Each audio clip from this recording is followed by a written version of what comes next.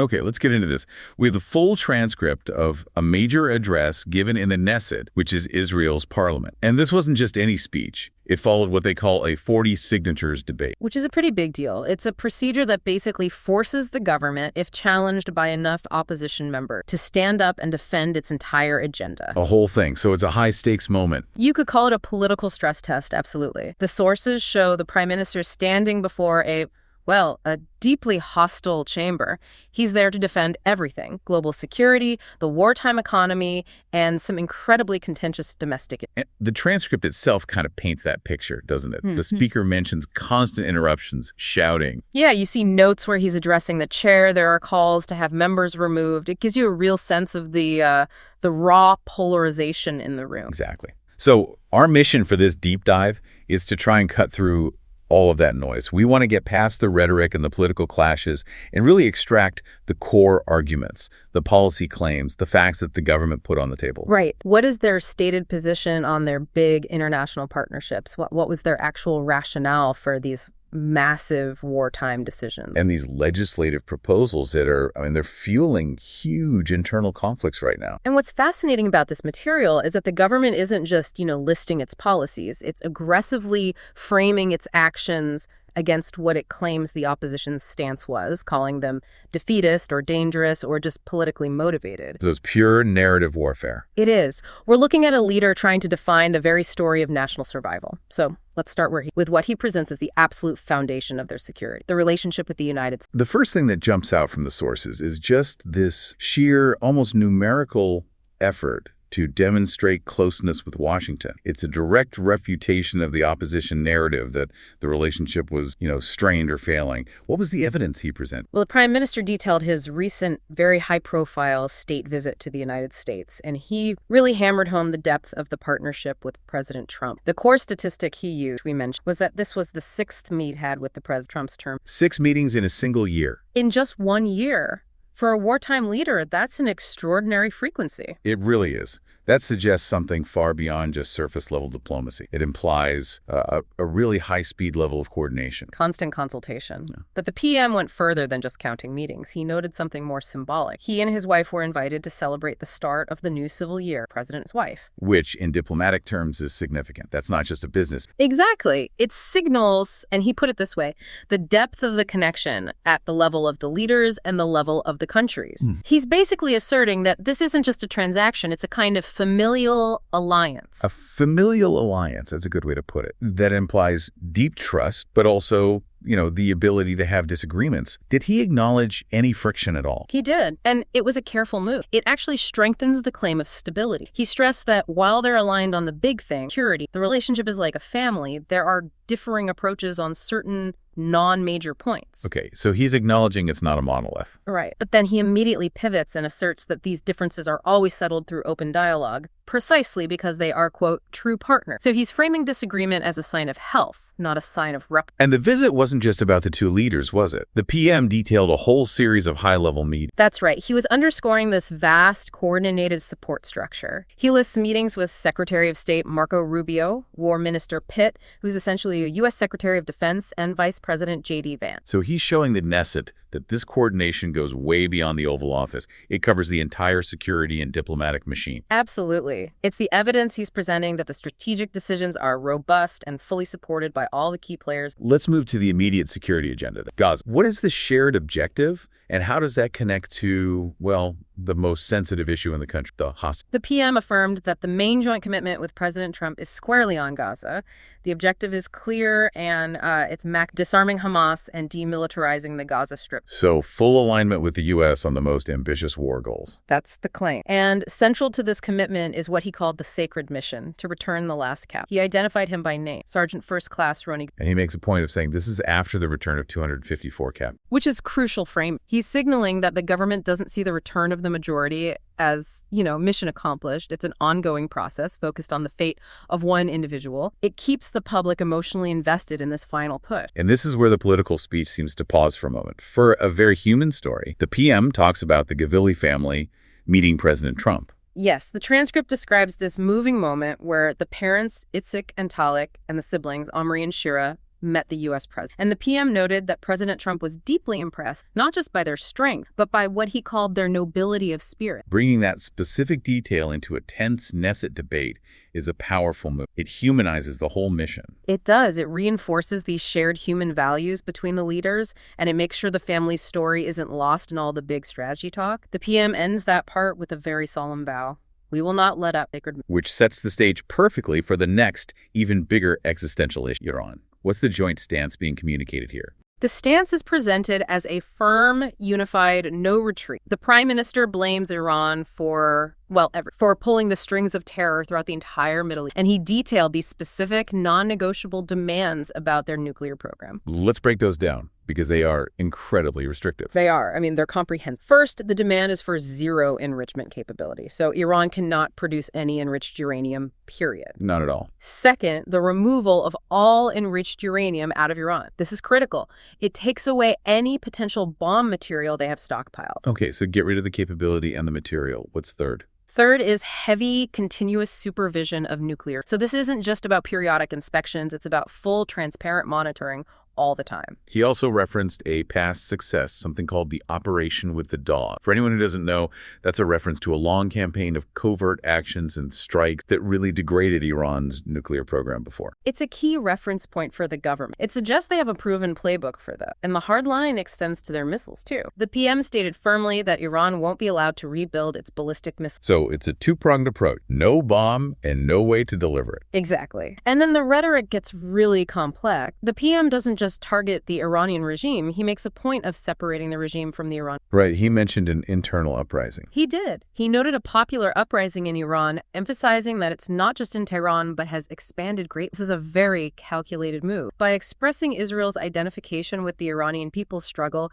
he's basically delegitimizing the regime on the world stage. And he suggests a decisive moment might... laying the groundwork for potential future action. He also mentioned a direct warning that was passed to Iran. Yes, he confirmed an explicit, severe warning was delivered to Iran about its military exercise. And he made sure to stress this was communicated before and during the U.S. visit to underscore that the high-level coordination was happening. Shifting to the global the PM positioned this entire conflict as part of a much bigger struggle, even bringing up U.S. military action in Venezuela.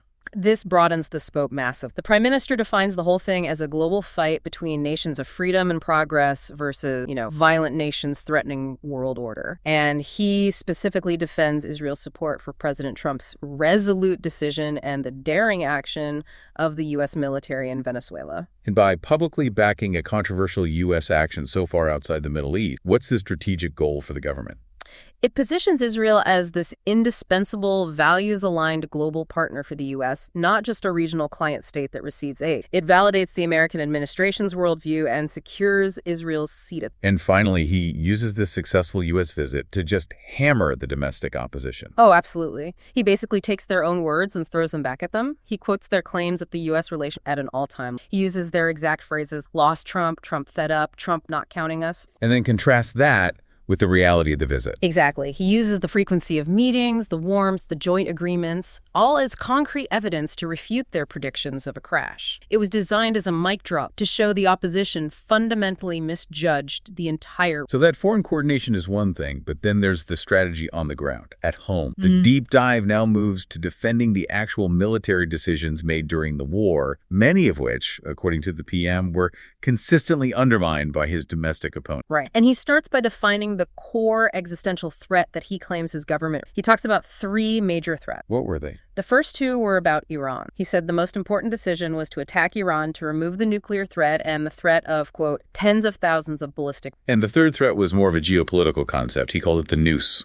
The noose, or the stranglehold that Iran and the axis of evil were trying to put around Israel's neck to destroy it. And then he makes this sweeping claim of success, that his government's decisions broke this axis, leaving it much, much weaker. Which is not just a military claim. That's a political declaration of total strategic victory. It is. And this is where the contrast with the opposition becomes razor sharp. The PM lists a series of crucial, momentous decisions made despite, he says, massive pressure and consistent opposition within Israel. He lists 5 specific military actions the opposition fought. Okay, let's go through this list because this really defines the political battlefield of the war. All right. So the PM claimed the opposition opposed. 1. Entering Rafah, the last big Hamas stronghold in southern Gaza. Okay. 2, seizing the Philadelphia Axis. That's the strategic border corridor between Gaza, hugely important for cutting off smuggling. Right. Critical piece of territory. 3, adhering to the goal of defeating Hamas. He alleges the opposition wanted to surrender to Hamas's demands and leave them in power.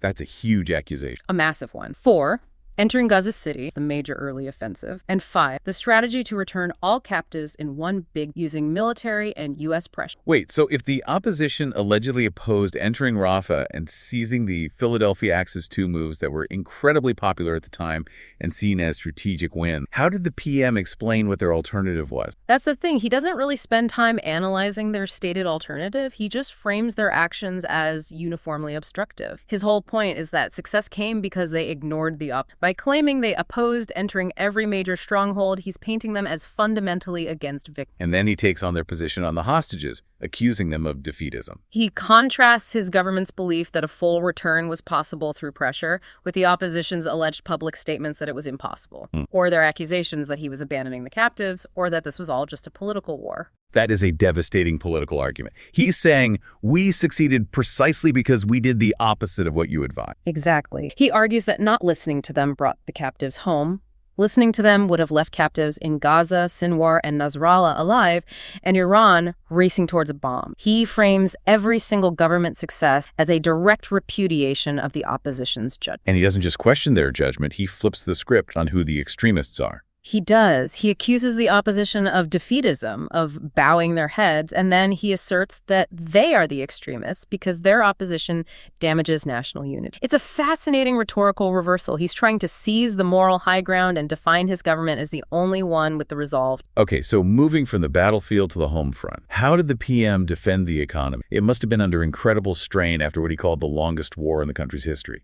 The defense was built on a narrative of, resilience and booming success. He starts by acknowledging the war was a challenge, but he reiterates a prediction he made earlier. When we win, the economy will grow great. And then he claimed that's what's happening right now. It's a powerful psychological message. Victory is already priced in. He also made a point to credit his finance. He did. He credited Bezalel Smotrich and others for their difficult work under endless criticism. It's a way to spread the credit while also highlighting the political pressure. So what were the actual numbers? What specific metrics did he use to defend the economic health of what the opposition calls the extreme government? He started with some outside validation. The external validation was a core part of his argument. He cites the prestigious British weekly, The Economist. He claims that despite the war, they ranked Israel's economy among the top 3 best economies. Wow. In a Knesset debate, using a source like The Economist is a powerful, objective-sounding data point. It is. It suggests that skeptical international observers are giving their fiscal management a top grade. Okay, so let's get into the 4 key indicators he presents, all happening after 2 years of war. What did he highlight? The data points are all aimed at showing a rapid recovery. First, currency strength. The shekel has gotten significantly stronger against the dollar. That signals market confidence. Okay. Second, the stock market. It has soared by tens of % over the last year. He even claimed this performance was possibly the highest globally. A soaring stock market points to investor optimism. What was third? Unemployment. He says it's at a record low, using the Hebrew term shafel, which means the lowest point. Keeping almost everyone employed during a massive reserve mobilization is a pretty significant sign of resilience. And the fourth one is the engine of the whole economy, high tech. Right. He highlights that high-tech investments have returned strongly, and he gives a very specific high-profile example, the tech giant NVIDIA. He announced their decision to build a new innovation center in the Galilee, which is expected to employ thousands. That NVIDIA announcement is a huge vote of confidence. A company like that is making a bet on the long-term stability of the country, not just the next 6 months. Absolutely. And placing a major R&D center in the Galilee, which isn't far from the northern front, is a powerful endorsement of the government's long-term security and economic vision. Beyond those broad indicators, he got into 2 very specific and politically sensitive areas: housing and energy. Housing costs are a constant source of public anxiety. And on housing, which is a huge vulnerability for any government, he claimed that prices have dropped for the first time in years. And then he immediately weaponized that against the opposition. He contrasted it with the previous government, where he claimed prices rose 20%. So he's arguing that his administration is managing the kitchen table issues far better. That's the argument. And the energy policy claim is massive. It involves billions in state revenue. What was it? He detailed the signing of a giant gas with Egypt. It's projected to bring nearly 60 billion shekels. That kind of revenue is vital for paying down war debt and funding social programs. I'm guessing he didn't miss the opportunity to use that success against his rivals. Not for a second. To maximize the political punch, he immediately accused the opposition of having previously given up Israel's gas fields on the Lebanese border for nothing. So he draws this direct line. His government secures a massive revenue, while the opposition allegedly gave away national assets. So the whole economic defense is built on external validation, hard data, and these big national resource deals, all used to paint his administration as the superior fiscal manager. And now we move into the really charged domestic policy battle. The prime minister describes these as issues where the opposition has a narrow, divisive, and extreme position, while he claims his government is broad. And this is where the political polarization is maybe at its most dangerous. The first and most explosive issue is the draft. This is the, 70-year-old wound of military service exemptions for the ultra-Orthodox, the Haredi. The government is pushing what they call a historic outline. They're presenting it as a real revolution. The goal is to finally integrate the Haredi community into national service and ease the burden on reservists. And the target is very specific, to draft 23,000 Haredim over the next 3.5 years. Historically, the problem with these laws has been a lack of enforcement. Does this one have teeth, according to the PM? Crucially, yes. The speaker confirmed the proposed law includes both personal and institutional sanctions, though he did say he hoped they wouldn't be needed. And to show it's already working, he cites a recent fact: 400 Haredim enlisted just yesterday. So he's providing immediate proof of concept. Right. And they also put strict rules on non-IDF to prevent what he called fake. What were those rules?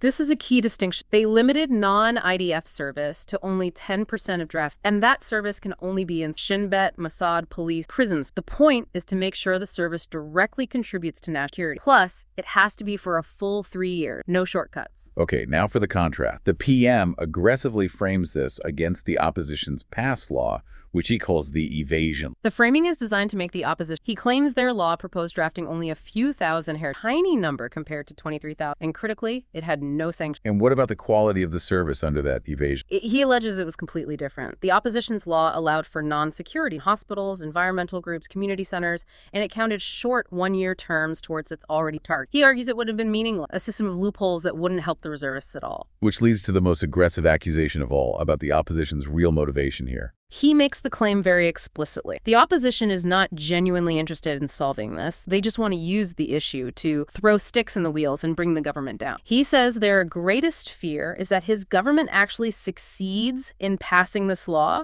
and integrating tens of thousands of Haredim into the army. In other words, solving the problem takes away their best campaign issue. Exactly. He accuses them of playing cynical politics with a deep national wound, saying his government wants to heal it while the opposition wants to keep it open for their own benefit. That is some powerful framing. Let's move to the second major internal battleground, the War Inquiry Commission. Here the fight isn't over whether to investigate, but who controls the investigation. Right. The government proposed a state inquiry based on what they call broad national. The key feature is parity, 50-50 representation for the coalition and the opposition in the selection. And who would be on this commission? Politicians. No, and this is crucial. The PM insisted it must be composed entirely of professional experts, not politics. He explicitly modeled it on the U.S. 9/11, which had equal Republican and Democrat input, but was staffed by independent experts. The goal is credibility. Okay, so a balanced structure with experts. What powers would this committee have? According to the PM, absolute power. The power to question anyone, investigate anything, to make sure no one can run away or cover. He also said observers from the bereaved families would be present,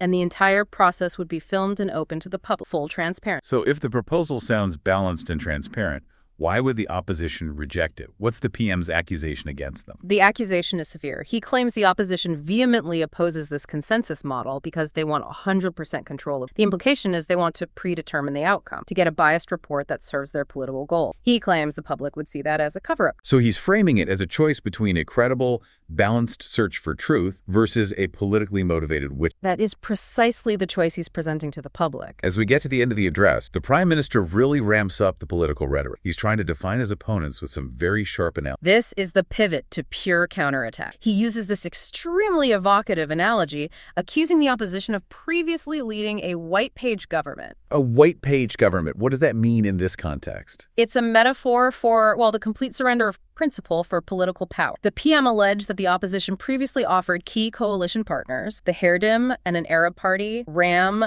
a blank document, a white paper. They could fill in any demand they wanted, tens of billions in funds, and the government would sign it just to stay in power. So he's painting them as having no core ideology, just a desire for power at any cost. That's the image. And then he directly challenges the very title of the debate, which the opposition had named the Zionist majority. That's a direct shot at their identity. It is. He accuses the opposition of relying on parties that encourage draft evasion and, more pointedly, parties whose leaders he names Yair Golan view Israel as an apartheid state. By using that apartheid state quote, what's he trying to do? He's trying to prove that the opposition's potential coalition is tainted by what he considers anti-Zionist values. If a key member of their alliance believes that, he argued, then the entire group forfeits its right to call itself the Zionist majority. He concludes that they are, in fact, the extreme minority. And he had one final example to attack what he called their sanctimonious hypocrisy. It was about a leaked video. Yes, he specifically called out their alleged silence, saying they were silent like a fish regarding a guard who he claims damaged the reputation of IDF soldiers worldwide. He details this incident where an individual leaked a single edited video that was viewed by over 100 million people, causing immense reputational damage to the IDF and the country. That anecdote is designed to be devastating. He's saying,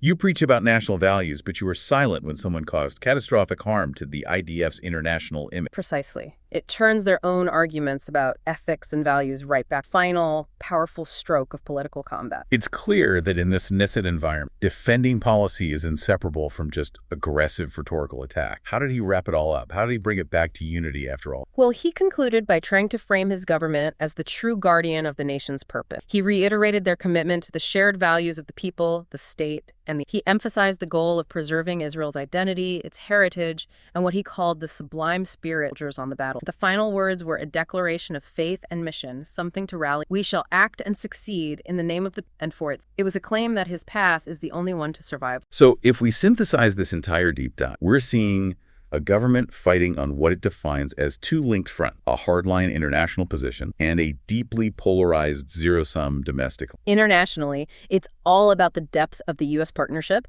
and a maximalist security agenda for Gaza and Iran. Economically, they used external validation like The Economist ranking, big investment news from NVIDIA, and that massive gas deal to show their strong manager. And then domestically, the conflicts are framed as existential. The conscription law is presented as a historic outline versus the opposition's evasion law. It's not just about policy, it's about defining who truly wants national unity. And that core battle over the war inquiry, it's all about institutions. The government pushes for a consensus, expert-driven model like the 9/11 Commission, while accusing the opposition of wanting 100% control to get a biased report. The source material really shows a leadership fighting on all fronts: military, economic, cultural, and using this incredibly aggressive rhetoric to define its actions as the only legitimate path. Any opposition is framed as dangerous, defeatist, or just cynical. Indeed. The ultimate insight here is just how polarized governance has become. The transcript shows an environment where every single decision, from a military move to an unemployment stick, is instantly turned into political ammunition.